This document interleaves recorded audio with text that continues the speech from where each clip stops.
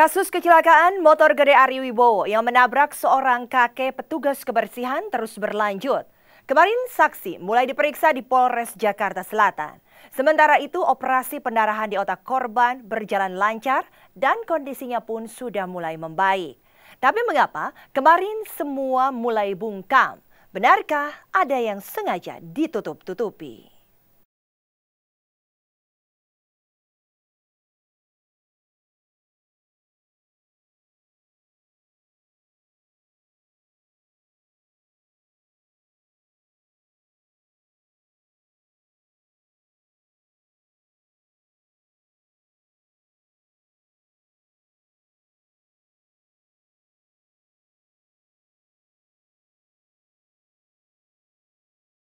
Kasus Ari Wibowo rupanya masih terus berlanjut. Ya, Senin kemarin Ari Wibowo menabrak seorang kakek petugas kebersihan bernama Karmadi yang tengah menyeberang jalan ketika menunggang motor gede miliknya. Pesinetron berdarah Indo-Jerman ini mau tak mau harus berhadapan dengan proses hukum. Kemarin atau hanya sehari setelah Ari Wibowo diperiksa di Mapolres Jakarta Selatan, saksi-saksi kabarnya sudah mulai diperiksa.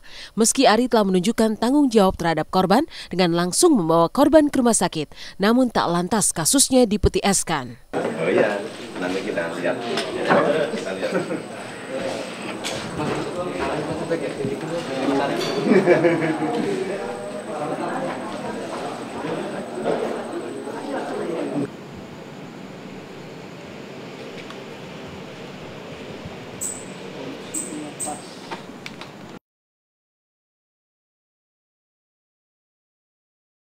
Kami sedang proses karena baru BAP ya, berita acara pemeriksaan sebagai saksi. Nanti kami kembangkan kepada saksi-saksi yang ada di TKP, yang rekan-rekan tim pemeriksa maupun yang mendatangi di TKP. Nanti kita akan mengarah ke sidik, yaitu untuk pembuktian di mana kecelakaan itu akan kami tentukan, mana yang tersangka, mana yang korban. Nunggu proses lebih lanjut karena perlu pembuktian. Udah pingsan, kepalanya sini, itu darahnya masih ada tuh di sana tuh. Tuh kalau nggak lihat yang hitam-hitam tuh. Saya taunya udah geletak di sini di tengah jalan, gitu. Tengah jalan, nah pertama saya mau nolongin si Ari di sana. Tapi begitu saya mau ke sana, ada korban di tengah jalan. Saya nggak sampai ke sana. Saya panggil teman saya, pul, ada yang ketabrak pul. Teman saya di sini juga langsung ngangkat korban ke sana, ngangkat korban kita taruh di sebelah sana. Sebelah sana baru si Ari ini bangun. Saya dari jauh udah coba klakson karena saya juga di posisi yang paling kanan, jadi ya akhirnya saya nggak bisa menghindar juga, saya hanya bisa mengerem. Namun tetap ya walaupun udah ngerem, cuman ya tetap kena stang sedikit, jadi sehingga saya jatuh juga dan bapaknya juga jatuh ke aspal, kurang lebih seperti itu kejadiannya. Dan saya langsung saya langsung tarik dia ke pinggir trotoar, kemudian langsung panggil taksi, langsung dibawa. Mana saya juga dengan motor saya ikutin gitu, karena bagi saya yang paling penting adalah apapun musibah yang terjadi, kita jangan melakukan kesalahan gitu, kita jangan kabur, kita jangan segala kita pertanggungjawabkan apapun yang terjadi gitu. Jadi ya yang pertama adalah bantuan keselamatan itu dulu, sekitar 60-70 km.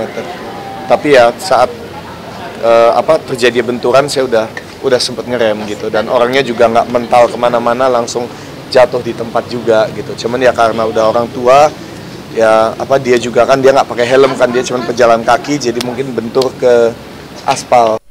Lantas bagaimana kondisi Pak Karmadi, korban yang ditabrak Ari hingga mengalami pendarahan di bagian otak, hingga kemarin masih terbaring di rumah sakit, dan dokter telah melakukan tindakan operasi pada pendarahan di otaknya. Kini kondisinya mulai membaik. Kendati begitu masih memerlukan perawatan lanjutan dan perhatian medis. Ya yang jelas ya saya minta sembuh lah, gitu aja. Nggak lebih, ya sembuh lah. Ya cuma ngomong gitu aja, saya yang nanggung semua, jangan takut gitu aja.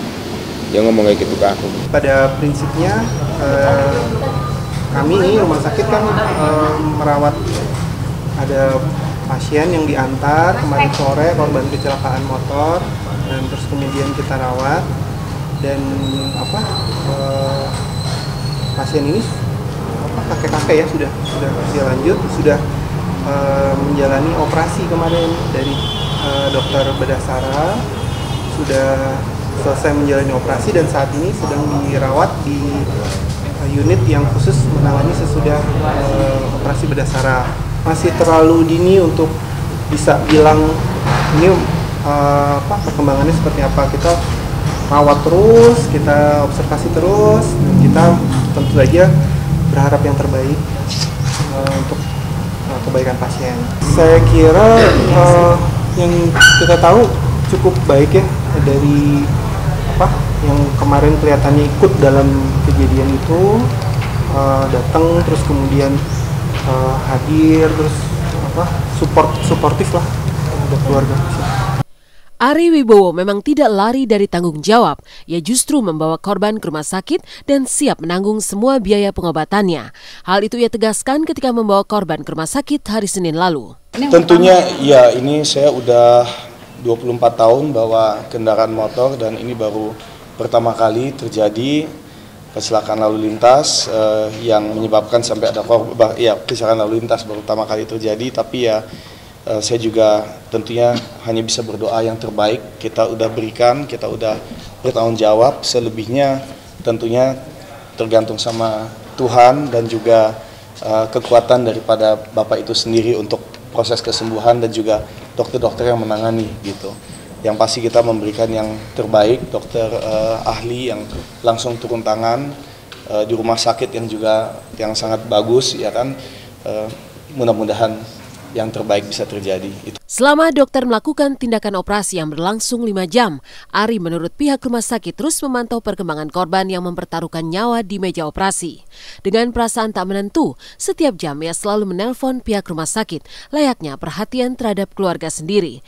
Mungkin selain didorong rasa kemanusiaan, lewat perhatian dan tanggung jawab tersebut bisa jadi Ari berusaha melakukan pendekatan untuk berdamai agar kasusnya tidak diteruskan ke jalur hukum. Apa yang dibutuhkan oleh dokter juga kita siap untuk membantu tentunya. Saya udah hubungan dengan dokternya juga, kira-kira operasinya berlangsung 5 jam. Saya kakinya kesleo aja, ya sempat memar sedikit, cuman karena mungkin nahan motor supaya nggak nimpa kaki saya aja gitu.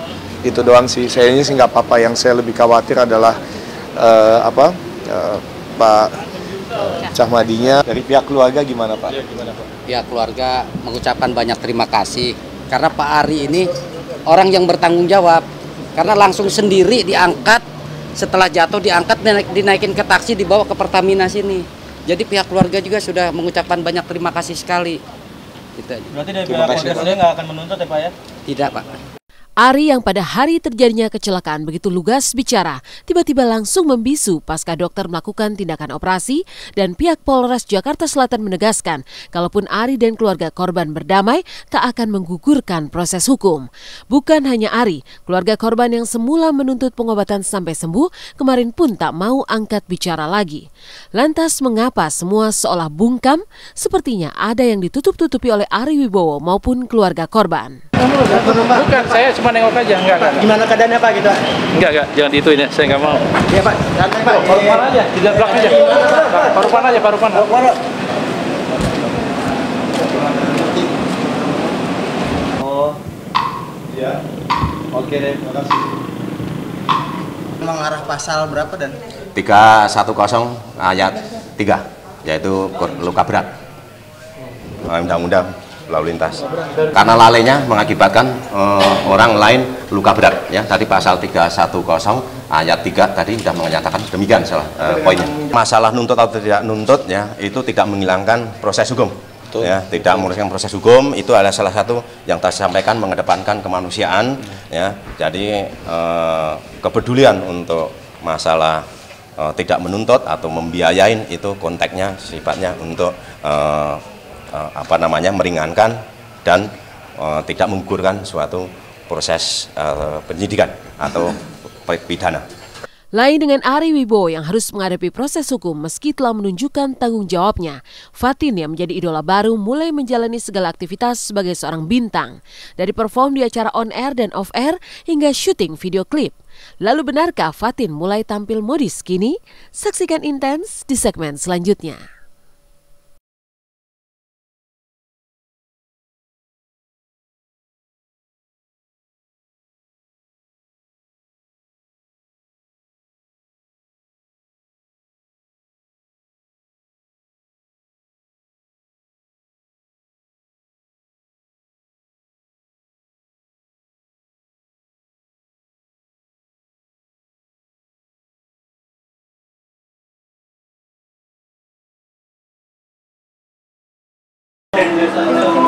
Semua cincin kamu Mbak. Oh ditambal lakbannya. Astaga. Lepas dari kisah, tanggung jawab dan support Ari Wibowo kepada korban, Fatin kini mulai menjalani aktivitas kebintangannya. Mulai dari syuting perdana video klip hingga mengisi berbagai acara musik. Selalu didampingi sang ibu sebagai manajer pribadinya, Fatin kini mulai mengecap manisnya dunia entertain. Lalu benarkah kini Fatin sudah mulai tampil modis dan gemar mencoba berbagai aksesoris?